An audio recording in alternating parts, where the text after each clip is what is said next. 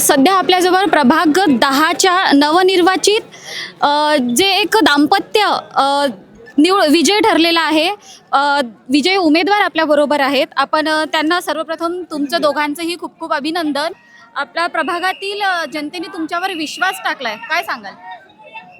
ताई, आम्ही जनता आमच्यासमोर मतदार म्हणून नाही येते, त्याचं आम्ही कुटुंबातले माणसं आहोत. आणि कुटुंबातल्या माणसाला जेव्हा कोणी मतदान करते ते मतदार नसते, त्याचा तो अधिकार आहे आमच्यावर, त्याचा अधिकार आहे त्याचा आमच्यावर, आमचा त्यांच्यावर अधिकार आहे.